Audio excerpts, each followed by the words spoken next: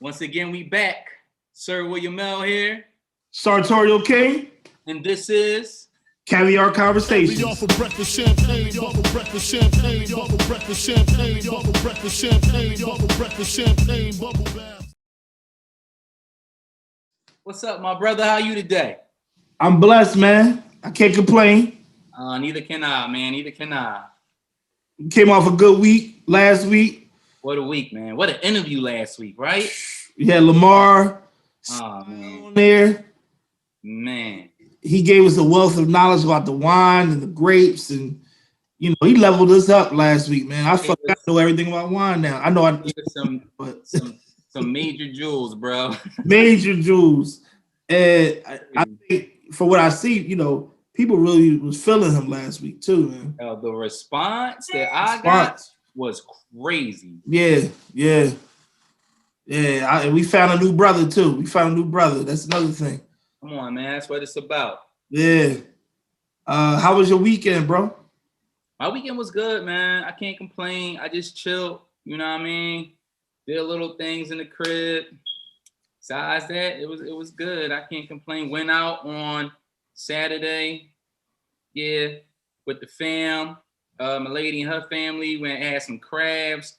I don't want to see another crab a day in my life after this situation, brother. I'm good. I'm good on the crabs. Say no more crabs. Some Baltimore crab life. Man.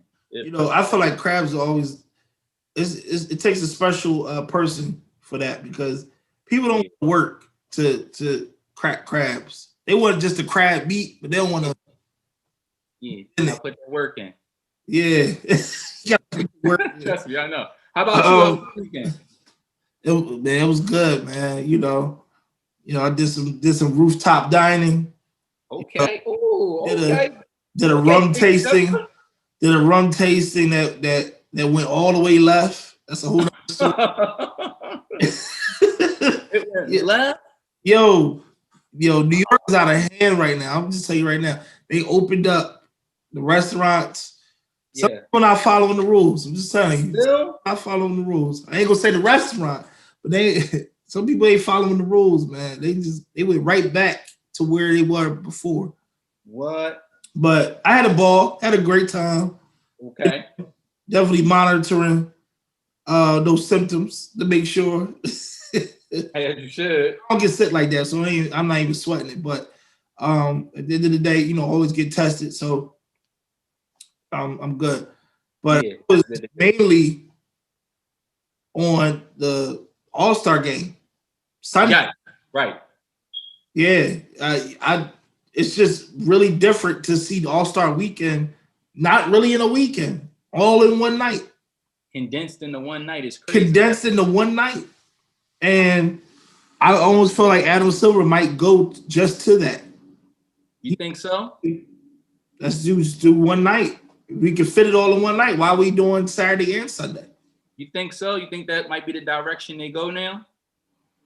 If it's cost effective, I believe so. Well, we know Atlanta was still going crazy. We've seen the videos that that party that Meat was at. I don't know where they was at. What? I don't know where it was at, man. But that ain't look like no party that I ever been to. That thing looked like a damn 2-day weekend in one night, bro. Like that joint was like amphitheater. What? I was like, where are they at? They can't be inside. No, I don't know where it was. They can't be inside. It looked like all rules, all bets were off. Yeah. Literally. Right. But if it's cost effective to the NBA to have all of the NBA presentations in one night, I think they'll do that, because it worked, to have the slam dunk competition during halftime, have, the 3-point contest, the skills challenge, all those things ahead of the All-Star game. They're showing you, look, from 6 to 11, this is our block. We can do this. Yeah, that's a fact. They pulled it off for sure. Yeah. So what fit did you see from a player that you liked coming in? That I liked. Yeah, because you know it's the NBA, so it's the league. Okay. We got league fits. Okay. We're fashion guys. We like clothing, all of those things. What were you seeing from NBA players? I'm glad we starting off with the positives. So I like LeBron. I always like LeBron fit. LeBron, he just whoever styles him or if he styles himself, he always pulls it together really nice. Chris Paul.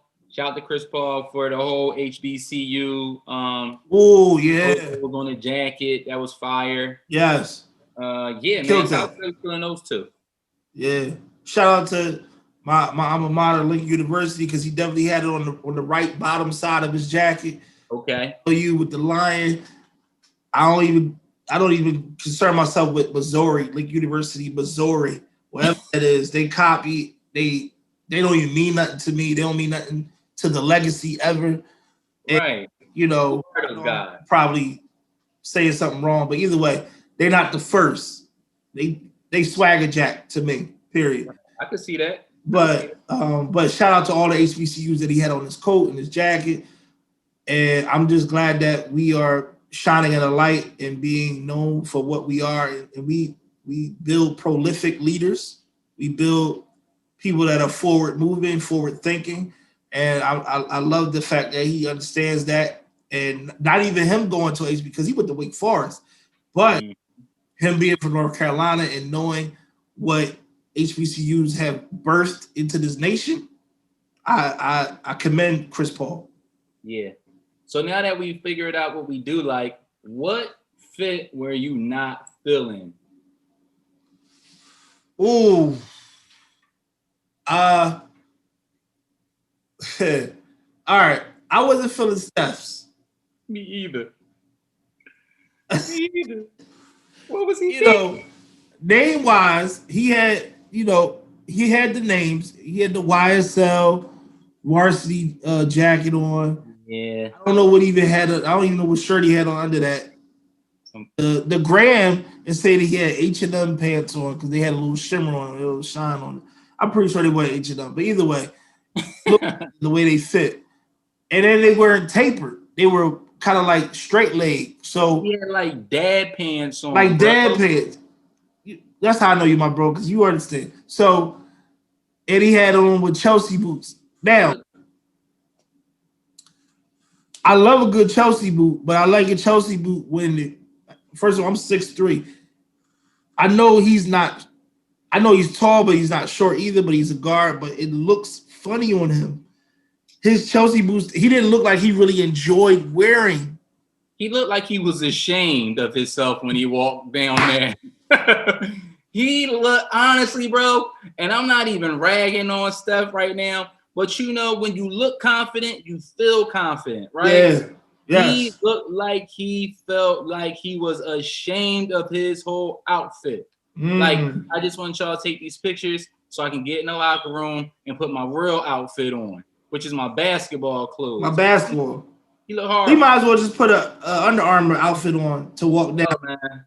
He looked bad, bro. He got too much money to look bad. He 200 mil up, but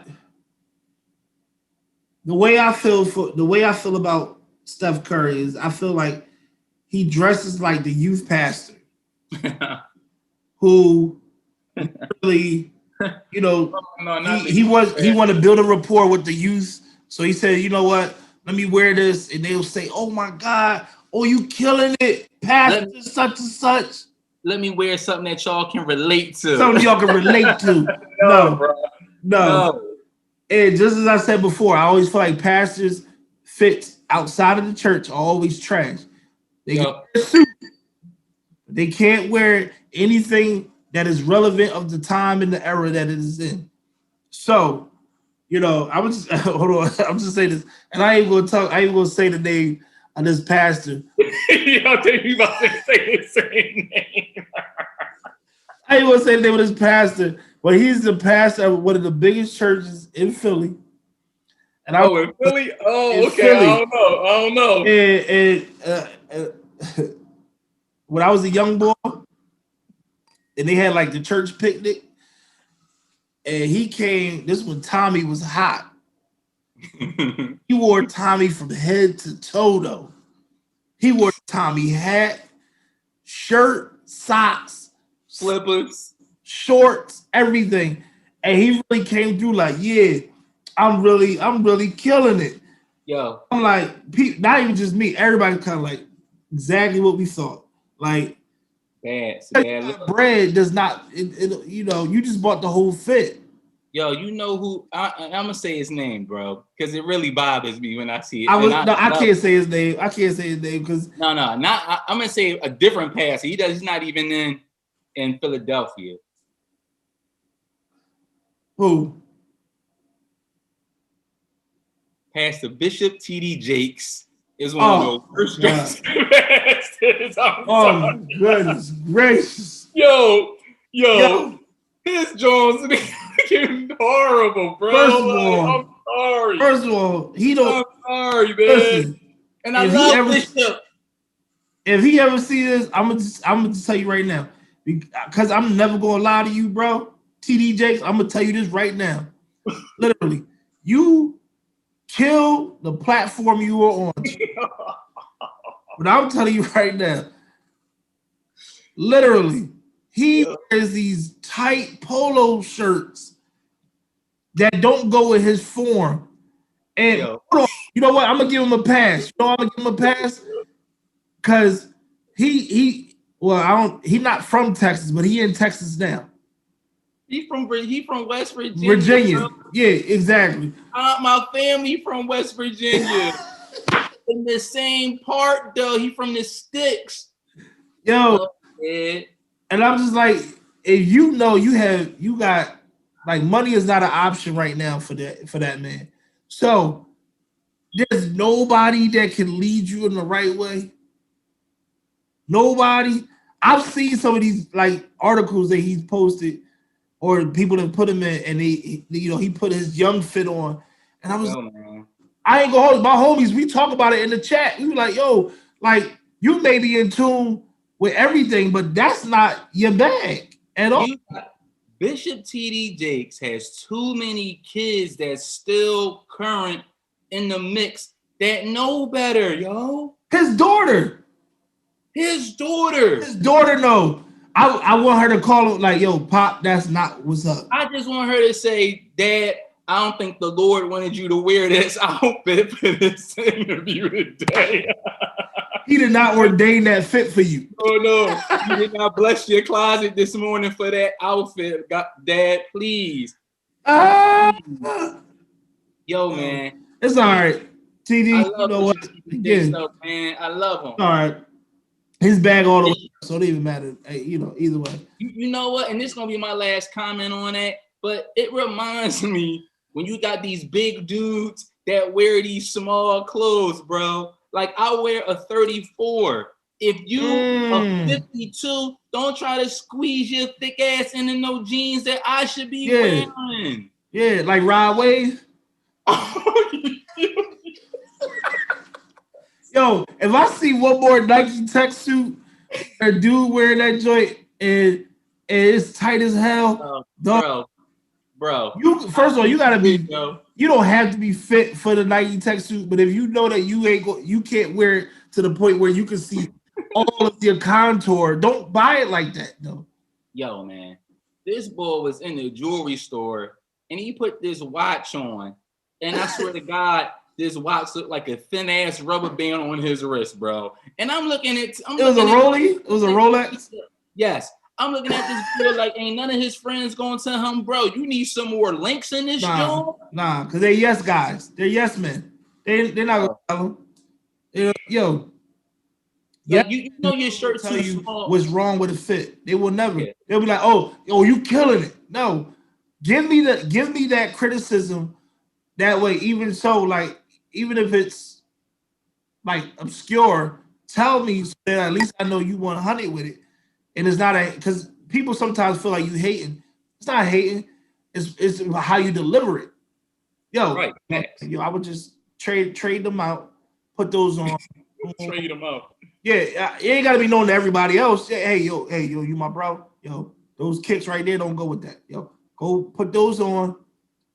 Come on. Yeah, somebody gotta be honest with some people, man. Yo, but I understand because first of all, Rod Wave is younger than us. And his thing is if I got the bands by my ear, I'm fresh. Well, my man said we went from rags to riches. Project Dishes. Hold on. I'm going to tell you who one of my favorite guys in hip hop is Pusha T. Anybody that knows me from day one, they know I've been the Clips guy. When they did a in-store showing of play clothes back in the day at UB on Walnut Street, I had to go. Clips, I had to go meet them. Boom. Push is my guy. You and I always have this discussion on who talks about bricks the best. I like Pusha. But I always like Pusha because he's always ahead of the game in what's fresh or what's hot or what designer people are not on. So his thing for me is more so he stamps his own thing. So even if you say it's whack, that's fine because I chose it. Yeah. You get what I'm saying? More than it's like the commercial thing and now it's whack. Right. I get what you're saying. But he not out here wearing clothes that don't fit him either though. No. But again, but he grown though. That's another thing. He's a man, he understands the fits, the levels, all that. He's been through all that. He's been through all of that. But at the same time, these guys that are wearing Nike Tech sweatsuits that are too small for them, please burn them, put them somewhere, whatever. Give them to your little cousin. I don't care what it is, but just. How about just stop buying them? Just stop buying a size that's not your size. Okay? Like, come on. So we don't rag on people forever. Yeah, because it got a little crazy. Yeah, we gotta have some upliftment. What's a book that has inspired you lately? Well, I always go back to the Rich Dad Poor Dad. Okay. I've been reading The Millionaire Next Door. I like the book by author. The book is called The Alchemist. It's not new, but it's still pretty current, by Paulo Coelho's awesome book. So yeah, I'm into books like that, books about finance, books about self-help, things of that nature. How about yourself? Oh man, I read all types of stuff. So I read inspirational, I read, self-help, I read fashion stuff. I read stuff that just to give me knowledge about stuff that I feel like people may not be tapped into. Okay. I always want to know like facts. I'm a fact guy. So one book that I read years ago, Tanning of America. Oh, Tanning of America. Yeah. Yeah, Steve Stout. Yeah.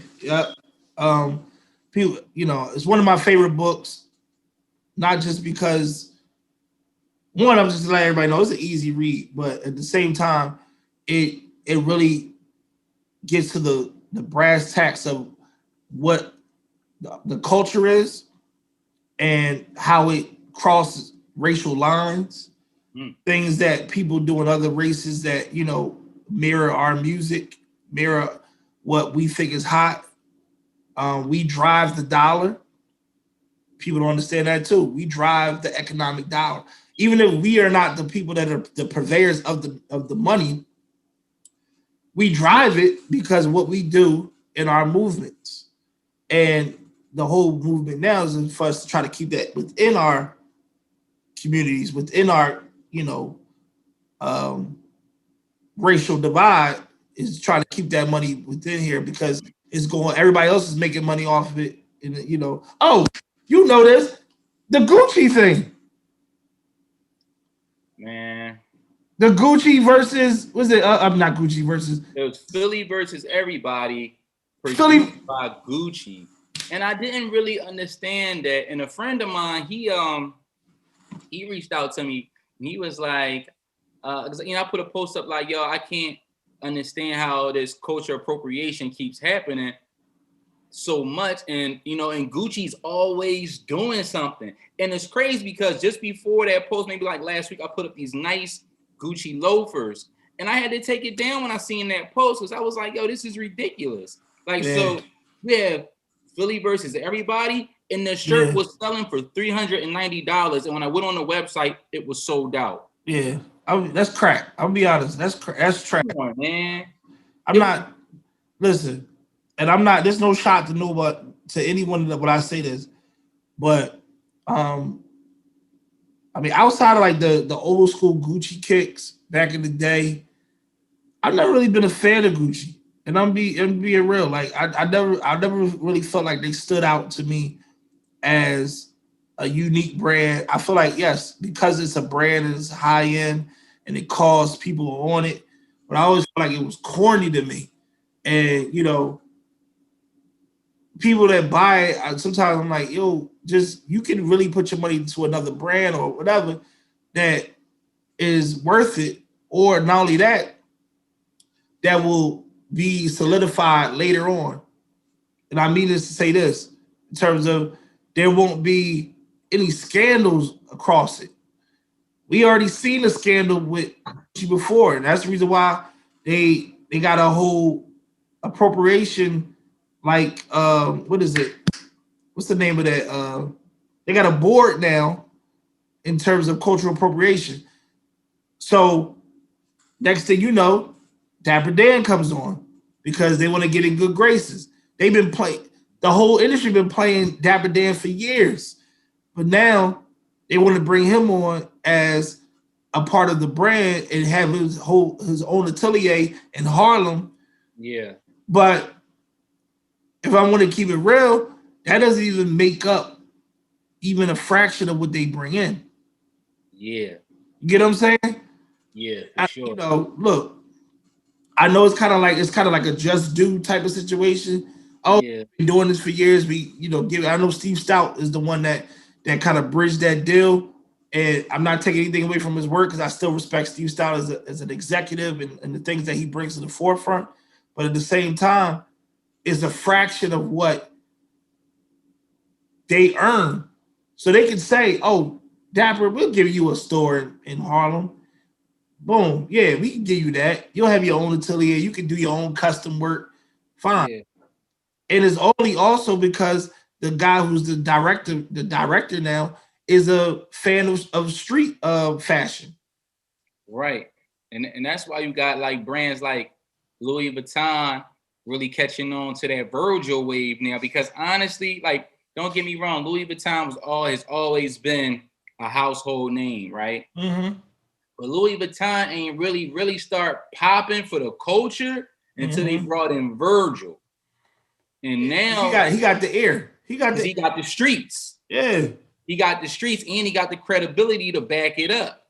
Yep. But I like, designers that bring their own thing into it. And don't get me wrong, like I love the high-end brands, and I love what I'm seeing from designers, how they're like taking the fabrics and making it their own and doing their own thing with it. But I like Pierre Moss because it wasn't Pierre Moss designs Louis Vuitton, it was like Pierre Moss designed Pierre Moss.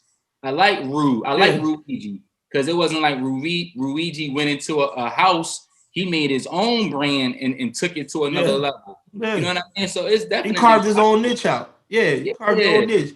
Yeah, and Pierre Moss, with the collab with Reebok, it sounds like this. And he has a real vision for his brand. That's why I like guys like that just, doing what they want to do unapologetically. Yeah. Cool or not, it just happens to be cool. But at the same time, is we make everything cool though. You know what I mean? Like everybody follows the wave of the culture. Like Supreme wasn't really, and Supreme been around for years. But Years. Supreme ain't really popped until they put it on Jim Jones and Dipset. And then the socks, the whole come on, man. Yeah. They Supreme skateboarder brand. Supreme owed Jim Jones a percentage of that for real. True story. Yeah. I know he says that a lot. Yeah. You know, and of course Supreme, whatever they stamp their name on, you know. I mean, I ain't gonna front. I got Supreme socks. I got all, whatever. Yeah, I mean, don't get me wrong, it's a dope brand, but yeah, people need to understand like these brands don't become dope until we make them dope. Yeah, and I definitely agree with you on that one. Yeah. And also, when you were saying in terms of the books, not only just the Steve Stout, Tale of America, but I've been reading this book here called the Dandelion.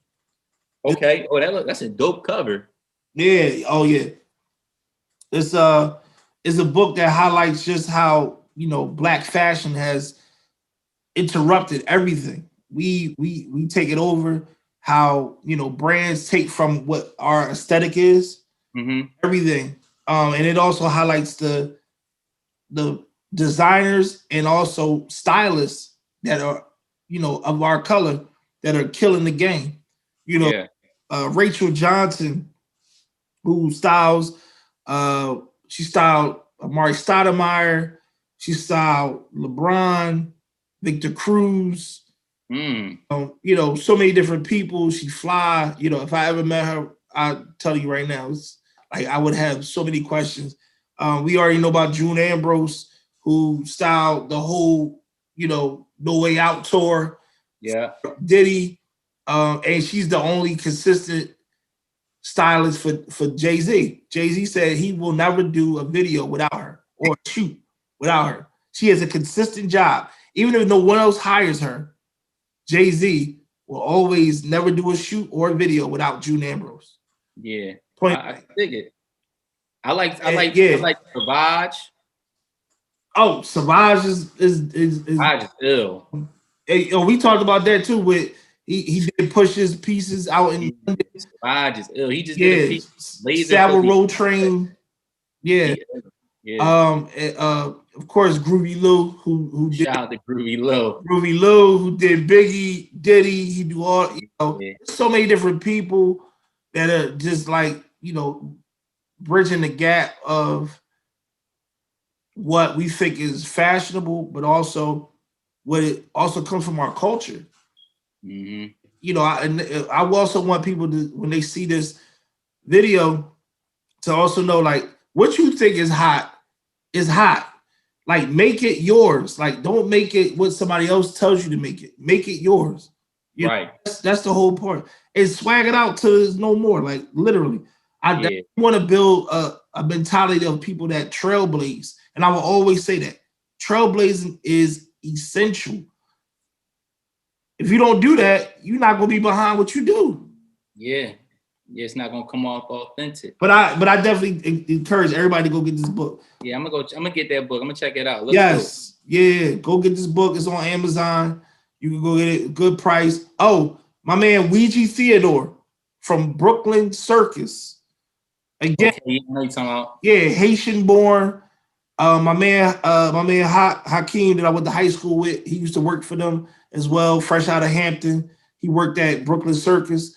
Told me about his experience there too. He had a great time.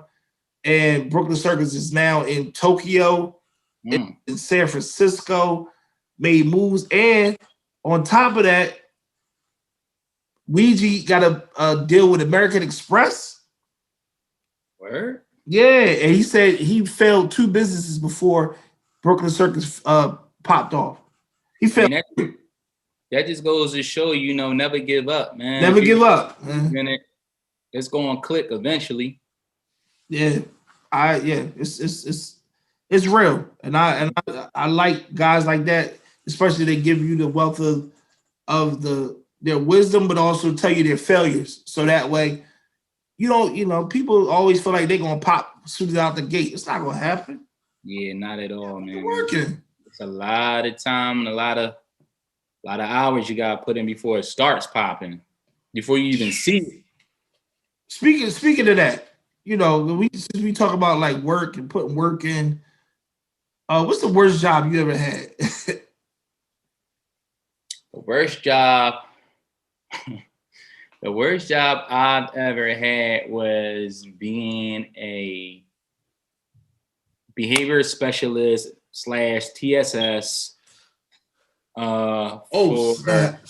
kids in a middle school. Not even a regular middle school, like a behavioral middle school at that. It was Where horrible. was the school? Where was the school? Green Tree. Okay. Green Tree All is right. I know what Green Tree is. alternative school for kids who can't really be in a regular school. They just put them in there. Yeah, it was one of the worst situations I've ever had. Why? Why was it the worst? Yo, I mean, I literally will go to, because you know, with these kids, they look a little older than I do, and I'm a grown man. You know what I mean? I just exfoliate. You know what I'm saying? So sometimes they think that you're their age, and they try you. So one day, and it was this kid. He's a big kid, and he said something to me, and I just had the feeling like, yo, he gonna catch me on the wrong day at the right time. And I'm gonna run up in his mouth, like straight like that. And lo and behold, I woke up on the wrong side of the bed this day, Rob, because the job was already pissing me off because it was a high stress level job. Like, you know, you dealing with kids that are disrespectful, they're aggressive verbally and physically, and you just, you know, have to somewhat take it, so to speak, because you're the adult. So they expect a higher level of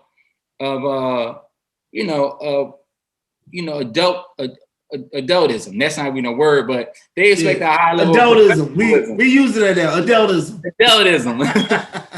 They expect a high level of professionalism from you, but it's kind of like I'm a person too. You know what I mean? And I'm a grown man at that, and I'm a man's man. Like, I'm 100%. Like, you know what I'm saying? Yeah. So it's only gonna be so many bitchs and other words, words that we can't use on this show that I'm gonna be taking. You know what I'm saying? Until I'm gonna have to remind you who I was before I got here. So, make a long story short, I used to go to work, man. High anxiety, dog. Like, who gonna catch your hands today? One young boy told me, like, yo, I know which way you go when you go home. Wait, what? I was like, follow me. You following me? No, I would say follow me. I said, young boy, well, then you know what corner I turn when the cameras is away then. Oh. Like, you know what I'm saying? Like, it's just the stress level that you don't want to, like, I had to put my, how about you? Because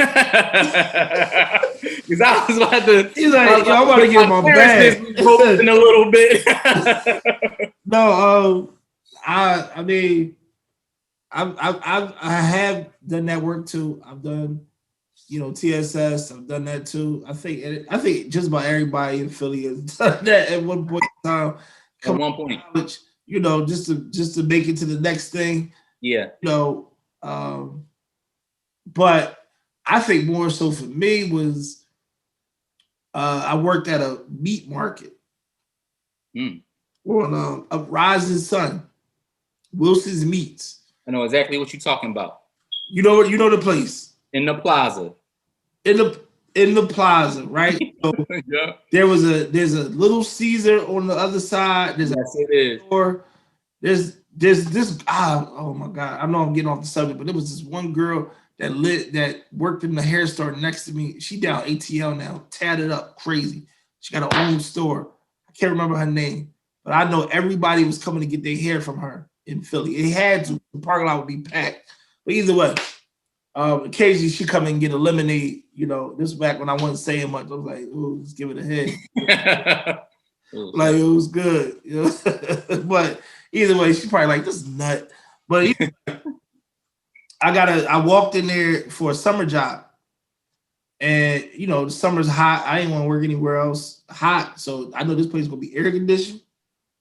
you know. Right. But my fit was not crazy because I had the white coat on because I was grabbing ribs, I'm cutting ribs, I'm giving quarter legs out, chicken boxes, everything, and everybody I was working with was in the halfway house too, all of them prison. So it kind of was a great thing because their stories kind of made me go the opposite way. I was like, oh, dog, like it's like, man, I've been in jail for like 15 years, homie.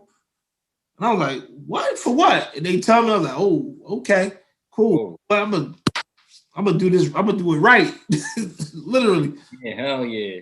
It was definitely a well-conditioned job because I ain't never had to worry about sweating because I was always in air. It was cold in there.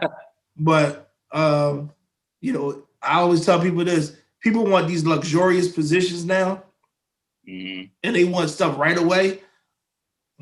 I think those jobs right there cultivate who we are, and the mentality of getting up, working, getting your hands dirty. I had chicken juice falling on me, bro. Like, and this before I even had a wheel. I was getting on the bus. My Tim's got all chicken juice on it. Everything. Like, yo, seriously. Yeah. Like, I'm embarrassed to go home, but at least I got a check. And it's But then when anything else comes that's less strenuous, I'm like, okay, I'm moving up. So it's at the end of the day, you already know that if you need to go back and get it and get dirty for it, you will.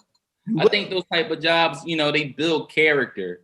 You know what I mean? And they build so when you do get that job that you want and that's opposite of what you're doing, you appreciate the job that you had because it showed how much that you were willing to work to get to where you're at. You know what I mean? Like, I hated being, working in that place, but at the end of the day, it provided an income from me. Yes. It gave me motivation to want to do more and be more. It made me understand what I don't want to do. You know what I'm saying?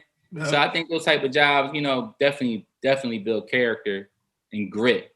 Because you got to have that if you want to be successful. You got to have some grit and some character. Yeah, it also builds you up to advocate for yourself. Because I was a teenager working with all older men, all grown men. Yeah. If I didn't know how to speak up for myself, I would just be lost in the mix. Yeah, for sure. And most people at our age, I know everybody, everybody wanted a job at the gallery, right? Everybody wanted to work at the gallery. Everybody wanted to work at a sneaker store. Everybody wanted to work at a clothing store so they get a discount. Yeah. But I'm working with wings, quarter legs, and ribs. Ham hocks and shit. Ham hocks. Come on, man. Like, that wasn't popular. I couldn't talk about that. It wasn't. But at the same time, the check was good. Yeah. Good. For a teenager in high school, I couldn't complain. And you know what? One other thing that I would like to point out, just because you hit a certain age, that doesn't mean you have it figured out still. Because it kind of bothers me. And, this is how social media can manipulate your thinking to have you thinking that you're not doing anything in life. You know what I'm saying? Yes. You get into your 30s, you're still, most people you would think would like to have it figured out, right? But as we both know, there's peaks and there's valleys. Yep. And sometimes you're still trying to figure it out in your 30s. You know what I mean? So I think social media puts on this concept of everything's just luxurious. You got to work, but you don't have to work that hard. All you got to do, because no one ever is showing, the days when you got to pay for that office space. No one's showing those days when you're not flying out to Malibu or Aruba or wherever you're flying out to. When you going, you got to put that work in the office. When you looking at your clock and you like, damn, it's 9:30 and I'm still working. no one shows that, and that's one thing that's one thing I kind of like dislike about this generation, because when we were coming up, you had to see it. Like if you were going somewhere, I had to see you there. You know what I mean? Yeah. But we live in a world that's just like super microwavable, like instantaneous. Instant gratification. Instant gratification. Instant gratification. And I love social media, but sometimes I don't like what's portrayed on social media. Because I want to see you putting that work in, so I can know, like, okay, I can see how he got that. Yeah. Now I appreciate his story a little bit more. Yeah.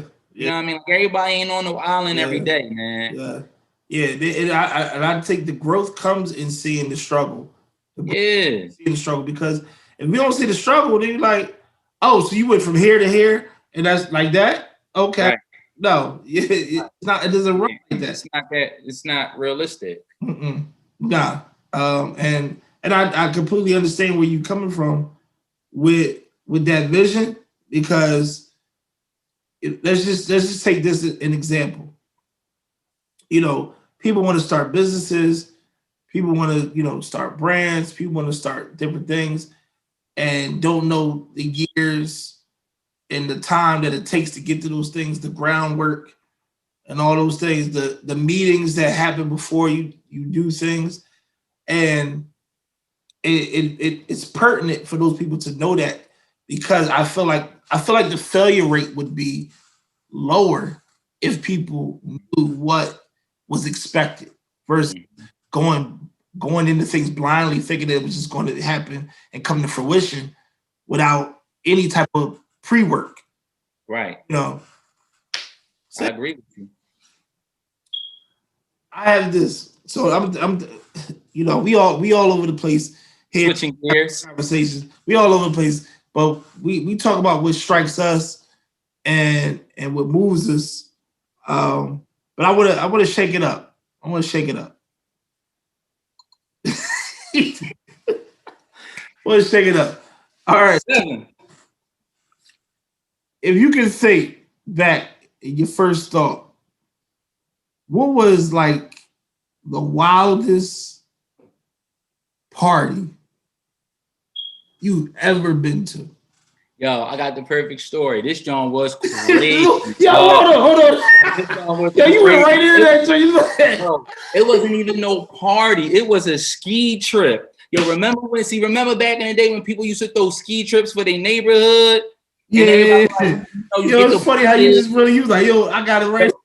Dog. So Pete, me and my homeboy, shout out to my boy Scuff, shout out to my man Benny Mac, right? Okay, all right. On this, he from West Philly, right? So he's like, yo, come on, we gotta hit the ski trip. I said, I bet. He said it's gonna be popping. Ski trip was popping, bus was jumping, right? Everybody taking shots. So boom, fast forward, we get there, and this was one of those like Uncle Luke type ski trip, dog, where you already know what's gonna go down at the ski trip. So boom, we there. First night was cool, everybody getting settled. Whoop, whoop, whoop. So boom, second night, we get there, Uncle Luke doing his thing. Don't stop, get it. So I'm turned. I'm Luke like, Skywalker. Let's go, Luke. Shake this thing up.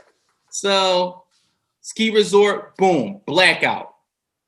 There's a blackout. Lights go out. So everybody like, oh. So the lights come back on and my homeboy gone. I'm like, damn, where he go? Now, mind you, the lights was out for like an hour, bro. So I'm like, damn, where he go? So it was these two girls that we knew on the ski trip. So I found the one girl. I'm like, yo, where your sister at? She like, yo, I was just looking for her. Where's your friend at? I'm like, I don't know. They might be together. Let's go look for them, right? So we got the flashlight. We walking through the hallway. Everybody walking through the hallway. Like, who that? You know how that go. And the lights is out. Yeah. So lights come back on. Boom. It's blood on the wall.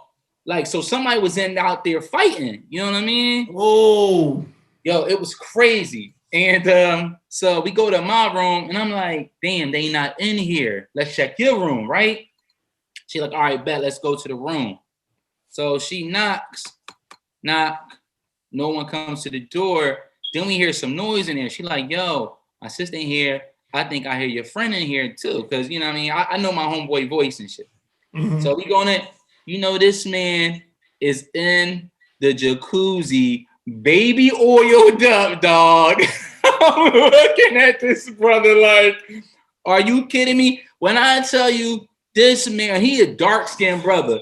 He baby oil all over him. And the John was in there with a 2-piece bikini. So you talking about what? I was like, so this is where you disappeared to, dog? This man was in the jacuzzi like, come on, baby. This is what we here for. When I tell you, I ain't never seen a black seal oiled up until I seen this brother. Yo, hey, dog. He looked like my man looked like a black licorice stick, like just dipped in mineral oil, dog. I was like, yo, come on, bro. I'm out. He was safe. I was out. It was a crazy situation, bro. I'll never forget that. Shout out to my man Sco. That was a good time. Shout out. Shout out to Sco. He said a black seal. Yo, like imagine my shirt just like real oily. Like yes, like a diver suit, slick. Yes, yes, yes, exactly. It was crazy, bro. Oh how about my goodness, man. I don't know.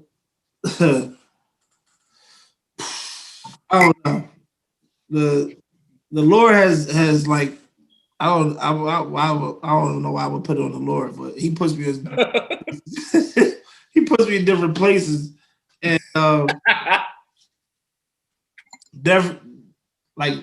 definitely some places I've been. So one place we're at a party. One of my friends, he will remain nameless. He had a girl at the time, and she dressed very provocatively for a night out. Oh, it was her birthday. I'm sorry, it was her birthday. It's her birthday. So we all went out to it. So I got a table for us at the club. And who's in there that night? The world wants to know. Fresh off of a comedy show. Ooh. Bill Bellamy. Oh, how to be a player. How to be a player. Bill Bellamy is in there with the slick back boy. You know, he always got the gel back boy. And he in there, and I in my head, I always believed that when we came in, he spotted her. That's why the way I want the story to look, he spotted her as soon as we came. Okay. He might have not, but either way, he was on her. She had on this red dress. You know, her bosoms are popping out of the dress, breasts popping out. You know, she's dressed to kill, and you know, like he's checking for her, like whatever. But she got her crew with her too. She got two girls with her. Two from Baltimore. I'm sorry, 2 girls from Baltimore. Okay. And we in there, we having a good time, and he sends his gopher over. When I say to everybody who's watching, his gopher, basically the guy who just does his dirty work for him. He sends him over to our table, say, oh, you know, he peep y'all table. He trying to say that our table's lit, but he basically trying to like get an inside to see what was going on, or if anybody's dating the girl that he checking out. Trying to finesse his way in there. Yeah. So party ends at the club, and we still in there. Everybody's on. Everybody's having a good time. But people trying to stick back to see where Bill Bellamy's going. Not our crew. The other people in the club are trying to stick back to see what's going on. So we all putting our clothes on the go. Yeah. Oh, he made his way over. Hey, where y'all going? And people were like, oh, you know, we about to go home. He's like, no, you know, we got a party at Mansion. I don't know if you remember, Mansion was on 19th. Mm-hmm. On 19th Street. I think you remember Mansion. It was like that 3-floor, 3-floor. I don't know what's there now, but yeah, he's like, yeah, we got a after party at Mansion. So we like, all right. So we took pictures, everything, And if anybody wants to solidify my story, I got the pictures on Facebook. I will definitely, you know what? I will definitely put them up on Instagram this week just to solidify this joint. Yeah, People be thinking that you fraudulent making stuff up. Nah. Everybody ain't capping. I ain't capping. So literally we in there and he said, everybody go, let's go. So we walking down one of the street all the way to the mansion. Now, you know, people see us on the street walking, so people trying to like get into our line, walk so they can go into the club with us, which didn't work. Right. To get there, he says him and his girlfriend's like, all right, he good, she good. Those are the people that can come in. They left everybody else like outside. We go in, this party's off the hook. Pop. And I'll be honest, I didn't even know if anything existed like this in Philly. I'll be honest. I was thinking like Miami, LA, New York, you know. Like that. I thought Philly was soft with the nightlife. Like I know we had nightlife as far as we know each other from the street. Yeah. But I didn't think it was like that high end nightlife. I didn't know we had all that. So we in there and you know, Bill Bellamy going at my man girl. Like, yo, what's up? I could do more for you than he can. What? She's like, what you mean? This is my man. He's like, yeah, but I'm Bill Bellamy. You ain't seen how to be a player. He going in, bro. And so, you know, I'm in there. I'm the designated driver for the night anyway. So, you know, anybody got to leave, they got to leave with me. Unless you're going to take a cab home. Yeah. Boom. So I got to go to the bathroom. I go to the bathroom. His gopher in there chopping up coke on the sink in the bathroom with a credit card. First time I've seen coke in my life, for real. Boys putting it out there. He's chopping it. Boom, boom, boom, boom, boom. He's like, yo, you want to get down? I said, oh, I don't do the nose candy, my brother. I don't do that. I'm good. He tried to get went to the urinal and looked at the wall hard as hell. I looked at the wall like I didn't even turn my neck, bro. I was looking at the wall like this is where I'm staying. I'm staying in this view. Yeah. Looking back to act like I'm interested. That ain't even happening. I ain't even seen nothing. I ain't even seen nothing. After I take a piss, wash them hands real quick, left. And told everyone, if you roll with me tonight, we're going now. We're going now. We're out now, bro. Yo. People's like, yo, what you mean? It's just getting popping. All right, it may get popping for you, but it's a whole party in the bathroom. Sorry. There's a whole nother party going on in the bathroom I don't want to be a part of. Yeah, I don't bang with the coke. I was like, oh, we out. We about to leave.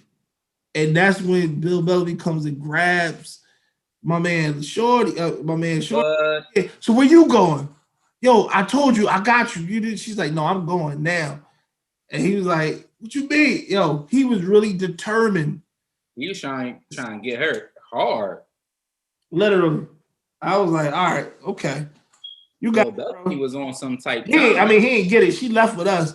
But, you know, I think that, you know, you just thought that because you were Bill Bellamy, be able to slick back, how to be a player. You thought that this was going to happen. But that was going to work, Bill. It wasn't going to work. You know, fast forward, I saw him like years later at Super Bowl. And, you know, I ain't going to tell you how I saw him at Super Bowl weekend, but either way, he was in a different bag. That's another story. That's another story. But yeah, that was that wasn't the craziest part, but that was the party that like. That's crazy though. That's definitely crazy. Yeah. I just feel like, you know, black boys we don't mess with that coke. We don't do all that, man.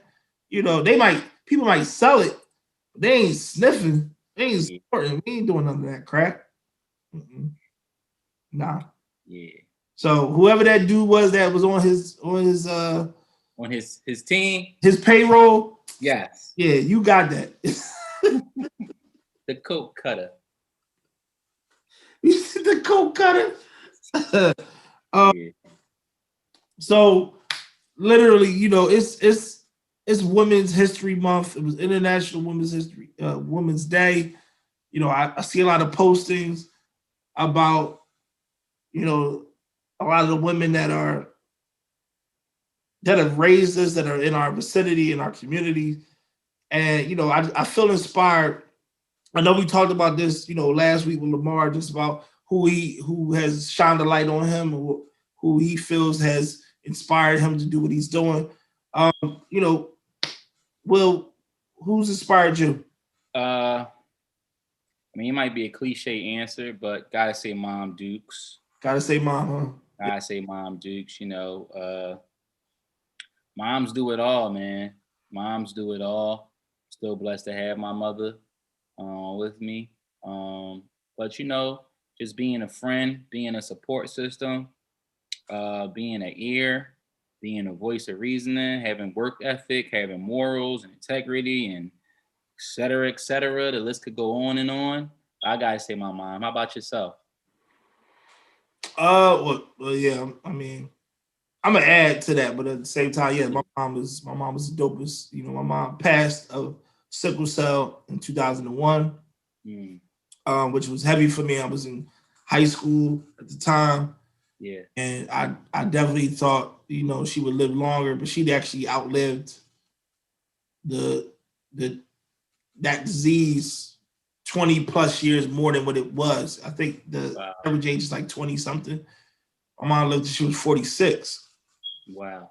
So my mom was like one of my best friends. We was homies. We hung tight. So I definitely put her in that space as the inspiration to so many different things. But also just to be real, like, you know, just keep it 100. You know, because when I was younger, I was trying to like shake so many different things, and you know, she was just like, man, just keep it 100. It's like, just tell it what it is. If people don't like you, then they don't like you. If they do, they do. And I think that really cultivated during my college years more so to now. So I definitely give my mom and my grandmother, whom I lived with uptown, you know, Roslyn Street, fresh off Ogans. You already know what the Roslyn Street hit, you know. I already know. Yeah, my grandmother, who just so much, you know, I loved her so much. She was funny, definitely always funny, and I felt like my grandma was low key racist sometimes. Whoa.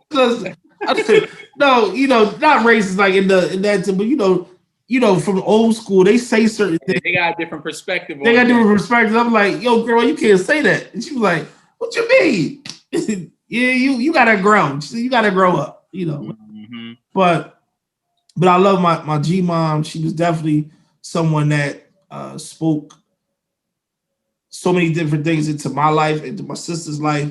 So, you know, as Lamar said, women keep everything going. They keep it moving. But the thing is, we have to acknowledge that though. We can't just say that and then act like they don't have a place in our lives, in our world, because it goes unnoticed. And you know, I definitely give reverence to any woman that has ever been in my life. On top of that, Yeah. You know what, brother?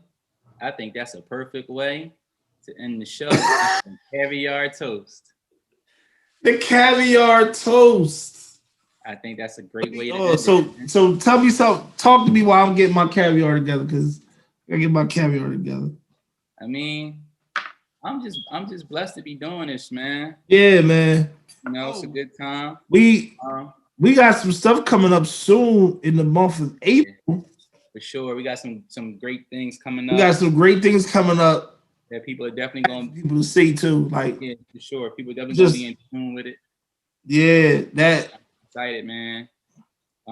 Some big moves gonna be made. Major moves, bro. And also some interviews that are unexpected that people gonna see. Yeah, the interviews are going to keep getting better. Yeah, exactly. I just want to let people know we are ambitious. So yeah, it's going to happen. We're not caring about I'm sorry. We do care about subscribers. We do care about likes, but at the same time, that's not stopping us from reaching out to people that we feel like only care about that. You know, some people feel like, oh, you know, I could have never reached out to that person only because I only have this amount of subscribers, so they're not gonna come talk. Right. Absolutely. We feel like I can talk with anybody across the spectrum. You give me the person, we gonna vibe. So therefore, there will be no reason for us not to have a conversation. So don't feel like you need to be caught up into this. Oh, I gotta have 1,000 subscribers, 12,000, 1,000,000 views, whatever. Bunk that. Like we try to knock those doors down. We want to talk to you when we have 15. We want to talk to you when we have 20. Because when it does happen, you will be solidified as somebody that was invested in the movement early. Right. Shoot. With that being said, as you say it so eloquently, toast to you, my brother. Toast to you. Toast to the women. Yes. Until next time.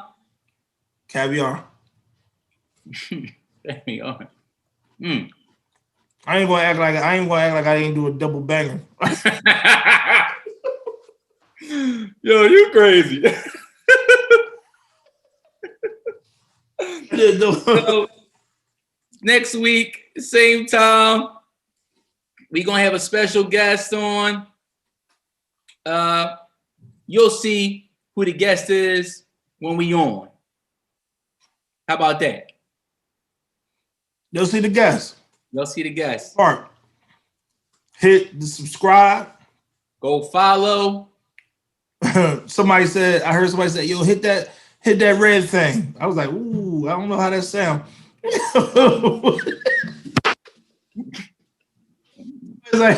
Everybody, yo, hit that red thing. Hit that red, yeah. Hit the subscribe, like, DM us. Sartorial King. Sir William L. At Sartorial King. Mm-hmm. And again, as you can see, we wear what we promote. This is Caviar Cream little hoodie, the hat. You see him, boom, there's more to come. And there's a crazy piece that's coming down the line that I guarantee you guys will want to fire for sure. It's going to be crazy. And we made hella sales this weekend. Shout out to that too. Shout out to everybody that purchased. People that have called us and hit up and got home orders mailed out, everything. Yeah. And this is us. We want to start this from the hip. So don't say nothing now. When you can get the early archives, and then when you see it up somewhere, you be like, oh, I want to get this. No. Get it now. Get it now. Get it now. For a fraction of the price before, somebody else come in and be like, yo, yeah. Oh yeah. Oh yeah. But again, you said it's coming. But I'm not saying that to hinder anybody. Again, we for the movement first, community first. So just hit us up, let us know what you need. And if we don't have it, if it's sold out, we make more and we make sure you got it. So closed mouth don't get fed. True. Until next time. Be blessed. Have a good one. Enjoy your week. Caviar Conversations. Yes, sir. Caviar for breakfast, champagne, y'all for breakfast, champagne, y'all for breakfast, champagne, y'all for breakfast, champagne, y'all for breakfast, champagne, bubble bath.